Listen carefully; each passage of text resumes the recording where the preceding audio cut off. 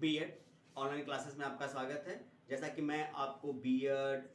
First year का fourth paper curriculum development in school पढ़ा रहा था। इस पेपर में हम लोगों ने फोर्थ यूनिट शुरू किया था। पिछली कक्षा में फोर्थ यूनिट का सेकंड पार्ट में आपको पढ़ा रहा था। सेकंड पार्ट में हम लोग पढ़ रहे थे नवीन अध्यापक शिक्षा पाठचर्या की वर्तमान समय में शिक्षक प्रशिक्षण कार्यक्रम क्या है, कितनी इसकी अवधि है, क्या इसकी विशेषता है, इसके बारे में हम लोग अध्ययन कर रहे थे। कैसे इस शिक्षक प्रशिक्षण कार्यक्रम की अवधि 1 वर्ष से बढ़ा के 2 वर्ष कर दी गई। जो अवधि कभी 180 दिन, 210 दिन या 230 दिन हुआ करती थी, सामान्य भाषा में कहें तो लगभग 1 वर्ष की होती थी, आज उस अवधि को 2 वर्ष कर दिया गया है। इसके पीछे की जो विशेषताएं थी, इसका हम अध्ययन कर रहे थे। अंतिम कक्षा में मैंने आपको बताया था कि भारत सरकार को उच्चतम न्यायालय आदेशित करता है कि शिक्षकों की गुणवत्ता के सुधार हेतु आप, या हम ऐसे कह सकते हैं कि उच्चतम न्यायालय के आदेशानुसार भारत में जो शिक्षण प्रशिक्षण या शिक्षा की व्यवस्था का क्रियान्वयन करता है मानव संसाधन विकास मंत्रालय, उसको उच्चतम न्यायालय आदेश देता है कि आप शिक्षकों की गुणवत्ता के सुधार हेतु उनकी विशेषताओं में और अधिक विशेषता शामिल करने हेतु एक कमेटी बनाइए, शिक्षण प्रशिक्षण कार्यक्रम को और बेहतर बनाने का प्रयास कीजिए। फिर भारत सरकार इस आदेश का पालन करते हुए मानव संसाधन विकास मंत्रालय एक 8 सदस्यीय कमेटी गठित करती है भूतपूर्व न्यायाधीश जेएस वर्मा की सहायता से, और वह टीम जो 8 सदस्यीय टीम है, जो माननीय पूर्व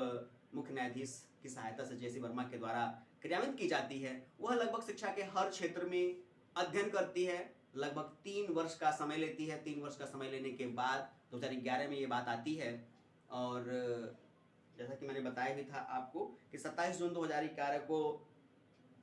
उच्चतम न्यायालय का आदेश मानते हुए भारत सरकार के एक आंतरिक अंग मानव संसाधन विकास मंत्रालय एक 8 सदस्यीय टीम बनाती है। ये टीम लगभग 3 वर्षों तक भारत के शिक्षण प्रशिक्षण कार्यक्रम, संस्थाओं से जानकारियां, विभागों से जानकारियां, लोगों से जानकारियां इकट्ठा करती है। इकट्ठा करने के बाद 4 महत्वपूर्ण बातें ये 8 सदस्यीय टीम भारत सरकार के समक्ष रखती है कि किस प्रकार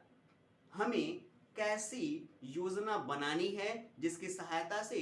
एक बेहतर शिक्षक का निर्माण हो सके, जो भारत की लोकतांत्रिक संप्रभुता, विशेषता, समाजवाद, विशेषवाद, इन सारे तत्वों को बनाए रख सके। तो वो 4 महत्वपूर्ण बातें कौन कौन सी हैं, इस पे आज हम लोग थोड़ी सी चर्चा करेंगे।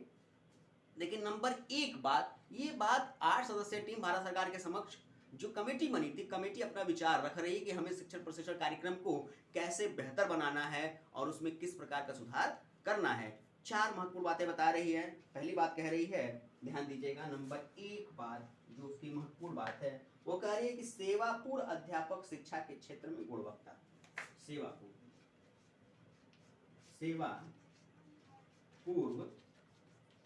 अध्यापक क्षेत्र में गुणवत्ता। ध्यान दीजिएगा, पहली बात जो 8 सदस्यीय टीम कह रही है, जो अध्यापक शिक्षा के क्षेत्र में सुधार करने की बात कर रही है, सबसे पहली बात कर रही है सेवा पूर्व अध्यापक शिक्षा के क्षेत्र में सुधारना। कहने का तात्पर्य है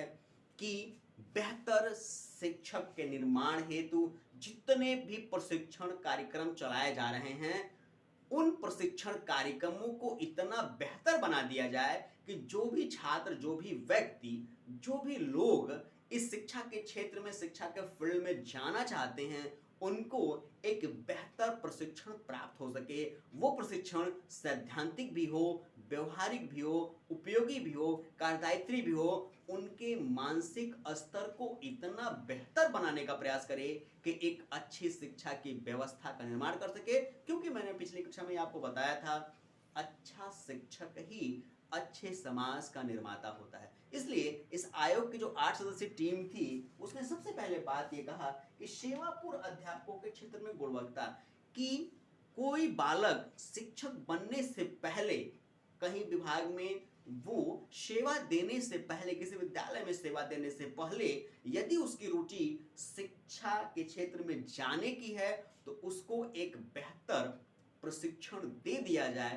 ताकि ध्यान दीजिएगा, ताकि वो अच्छा शिक्षक बन सके और जहाँ कहीं भी जाए, जिस फील्ड में वो सेवा दे, जिस भी, चाहे वो प्राइवेट सेक्टर की व्यवस्था हो या सरकारी सेवा की व्यवस्था हो, चाहे प्राथमिक शिक्षा की व्यवस्था हो, चाहे उच्चतर प्राथमिक शिक्षा की व्यवस्था हो, कहीं पे भी वो सेवा दे, उसकी सेवा बेहतर हो, वो अपने कार्य को जिम्मेदारी से समझे, उसकी विशेषता को महत्वपूर्ण समझे और बखूबी अपनी जिम्मेदारी निभाते हुए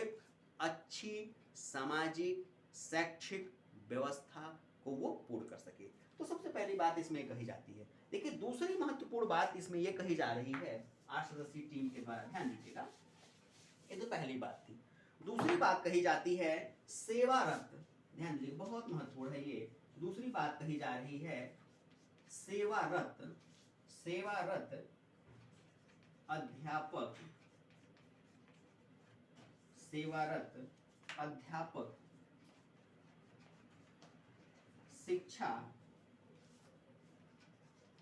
के क्षेत्र में गुणवत्ता। ध्यान दीजिएगा, दूसरी महत्वपूर्ण बात यह आ रही है। सबसे पहली बात आज कह रहा था कि सेवापूर्व अध्यापक शिक्षा क्षेत्र में गुणवत्ता, मतलब कोई बालक, कोई व्यक्ति शिक्षण कार्यक्रम में शामिल हो रहा है, उससे पहले वो उसे प्रशिक्षित कर दिया जाए ताकि बेहतर शिक्षक बन सके। दूसरी बात, आज सदस्य टीम क्या कह रही है, वो कह रही है कि सेवारत अध्यापक शिक्षा के क्षेत्र में गुणवत्ता। कहने का तात्पर्य है कि तमाम ऐसे लोग, तमाम समाज के ऐसे युवा कह सकते हैं, युवतियां या युवा, वो अपनी पढ़ाई पूरी करने के बाद कहीं ना कहीं शिक्षा के क्षेत्र में लग जाते हैं। सामान्यतः अगर सामान्य भाषा में देखें, सामान्य जानकारियों से अगर अवगत हूँ तो हमें पता चलता है कि लगभग भारत के हर क्षेत्र में जगह जगह पे तमाम प्राइवेट स्कूल्स खुले हुए हैं और इन प्राइवेट स्कूलों में गवर्नमेंट या सरकारी सेवाओं में थोड़ी सी असुविधा होती है कि बिना प्रशिक्षण के उन्हें सेवा का मौका नहीं दिया जाता है। लेकिन जैसा कि हमारी सामाजिक व्यवस्था, मिश्रित सामाजिक व्यवस्था है, तो तमाम ऐसे स्कूल सरकारों द्वारा समय समय पर चलाए जाते हैं या कुछ स्वयंसेवी संस्थाओं द्वारा या कुछ व्यक्तियों के द्वारा ऐसे स्कूल चलाए जाते हैं जिनका काम होता है समाज में शिक्षा की व्यवस्था को बढ़ाना। तो उनके यहाँ कभी कभी क्या होता है कि कुछ अपनी संस्थातिक व्यवस्थाओं के आधार पे ऐसे लोगों को भी शिक्षा के कार्यक्रम में शामिल कर लिया जाता है, या साफ साफ कहें तो कुछ ऐसे लोगों को भी शिक्षा देने की जिम्मेदारी दे दी जाती है जो शिक्षा देते तो हैं लेकिन खुद प्रशिक्षण प्राप्त नहीं करते हैं। और यदि वो प्रशिक्षण प्राप्त नहीं होते हैं तो वो, ऐसा नहीं है कि वो अच्छी शिक्षा व्यवस्था नहीं प्रस्तुत कर सकते हैं, करते हैं, बहुत अच्छा तरीके से वो अपने काम को करते हैं, लेकिन कहीं ना कहीं एक कह सकते हैं कि कमी, वास्तविक कमी देखने को मिलती है। जैसे हो सकता है कि वह बालक या बालिका अपने विषय में पारंगत हो, अपने विषय की बहुत बेहतर जानकारी वो बालक रखता हो, लेकिन वो अपने विषय की बेहतर जानकारी रखता है, बालकों के मानसिक स्तर की जानकारी नहीं रखता है। जबकि मनोविज्ञान कहता है कि एक शिक्षक जब तक बालक के मानसिक स्तर को नहीं जानेगा तब तक अच्छी शिक्षा की व्यवस्था प्रस्तुत नहीं कर सकता है। तो खास तौर पे इसी छोटी छोटी समस्याओं के समाधान हेतु यह 8 सदस्यीय जो टीम है ये कहती है कि सेवारत अध्यापकों के शिक्षा के क्षेत्र में गुणवत्ता की, चाहे जाने अनजाने या जरूरतों पे या आवश्यकताओं पे वो बालक, वह व्यक्ति जो शिक्षा के क्षेत्र में जुड़ चुका है, वो प्रशिक्षित नहीं है लेकिन बेहतर तरीके से अपना काम कर रहा है, शायद उसको उसके काम में अगर हम बाधा पहुंचाएं या उसको उसका काम करने से रोकें तो तमाम नए समस्याओं का जन्म हो सकता है। तो बेहतर ये है कि वो अपना काम और बेहतर तरीके से करता रहे। इसके लिए हमें अपनी जिम्मेदारियों को समझते हुए सेवारत अध्यापकों के शिक्षा के साथ साथ उनके प्रशिक्षण के बारे में भी सोचना है, ताकि एक बेहतर, ध्यान दीजिएगा, ताकि एक बेहतर प्रशिक्षण के माध्यम से उनके पास जो अनुभव है, जो ज्ञान है, उसका प्रयोग किया जा सके और जो भी काम वो कर रहे हैं बेहतर तरीके से कर रहे हैं और भी बेहतर तरीके से अपने काम को वो कर सके। तो जो टीम है वो दूसरी बातें कहती है कि सेवारत अध्यापकों के शिक्षा के क्षेत्र में सुधार, गुणवत्ता में सुधार, कि जो बच्चे, जो बालिकाएं, जो युवा, जो युवतियां वो सेवा में शामिल हैं या चाहे वो गवर्नमेंट सेक्टर की सेवा हो चाहे प्राइवेट सेक्टर की सेवा हो, यदि उस सेवा में वो शामिल हैं तो सेवा के दौरान ही उन्हें प्रशिक्षण दिया जाए, बेहतर प्रशिक्षण दिया जाए, एक बेहतर शिक्षक प्रशिक्षण पाठ्यक्रम उनके लिए बनाया जाए, एक समय सीमांकन उनके लिए निर्धारित किया जाए ताकि वो अपना काम भी करते रहें और बालकों की मानसिक स्तर को, सामाजिक स्तर को समझते हुए एक कह सकते हैं कि विकासात्मक परिवर्तन अपने मस्तिष्क में वो स्थापित कर सकें। तो आयोग दूसरी बात, ये 8 सदस्यीय जो टीम है, दूसरी बात महत्वपूर्ण ये कहती है। तीसरी बात यहाँ कहती है, ध्यान दीजिएगा,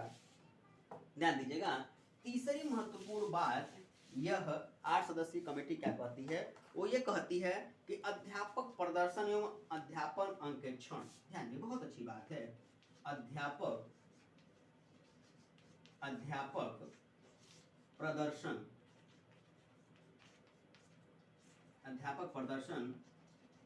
एवं अंकेक्षण, अध्यापक प्रदर्शन एवं अंकेक्षण, बहुत अच्छी बात है, ध्यान दीजिएगा, अध्यापक प्रदर्शन एवं अध्यापक अंकेक्षण, इसको हम थोड़ा हिंदी आप लोग के समझ तो वैसे आ रहा होगा, मैं नहीं कह सकता हूँ, लेकिन थोड़ा सा शब्दों का जो अंतर है सामान्य भाषा से थोड़ा सा अलग इसके शब्द है, थोड़ा सा मैं इंग्लिश में इसको बताना चाह रहा हूँ। Teacher performance and teacher addict, कहने का तात्पर्य है अध्यापक प्रदर्शन एवं अध्यापक अंकेक्षण, कहने का तात्पर्य है कि शिक्षक अपने काम को बेहतर तरीके से करता जाए,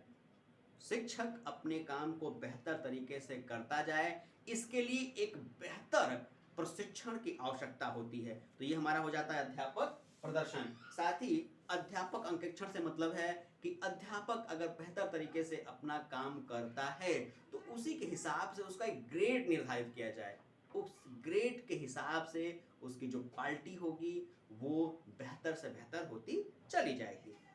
और चौथी विशेष बात ध्यान दीजिएगा, चौथी विशेष बात की हम बात करें, चौथी विशेष बात हमारी है, ध्यान दीजिएगा, राष्ट्रीय अध्यापक शिक्षा परिषद के नियम कार्यों को मजबूती प्रदान करना। ध्यान दीजिएगा, राष्ट्रीय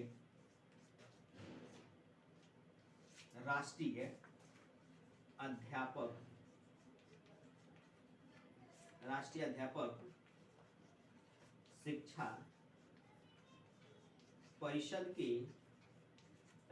शिक्षा परिषद के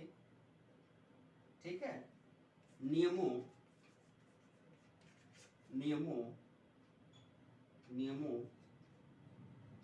या हम कह सकते हैं नियमित कार्यों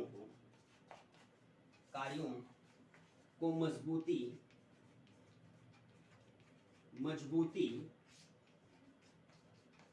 प्रदान करना। ध्यान दीजिएगा, चौथी महत्वपूर्ण बात आती है राष्ट्रीय अध्यापक शिक्षा परिषद के राष्ट्रीय अध्यापक, ध्यान दीजिएगा, चौथी महत्वपूर्ण बात आती है इसमें राष्ट्रीय अध्यापक शिक्षा परिषद के नियमित कार्यों को मजबूती प्रदान करना, मतलब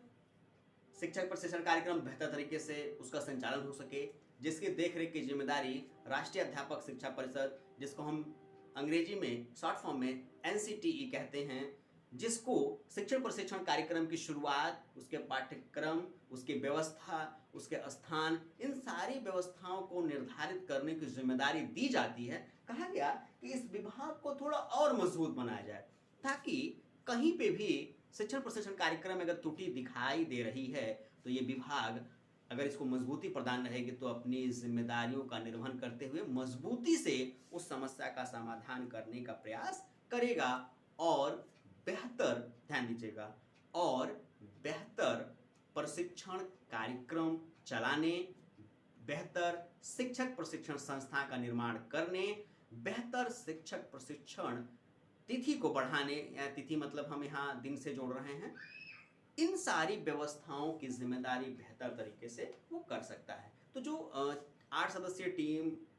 JS वर्मा मुख्य न्यायाधीश, पूर्व मुख्य न्यायाधीश की अध्यक्षता में बनाया गया था, ये मानव संसाधन विकास मंत्रालय के अधीन ये काम किया गया और भारत सरकार को निर्देशित किया गया कि ये 4 महत्वपूर्ण काम हैं, इनकी सहायता से हम शिक्षक प्रशिक्षण कार्यक्रम को बेहतर बना सकते हैं। ध्यान दीजिएगा, बेहतर बना सकते हैं और अच्छी शिक्षा की व्यवस्था, अच्छे शिक्षक या अच्छे अध्यापक की व्यवस्था समाज के लिए हम कर सकते हैं।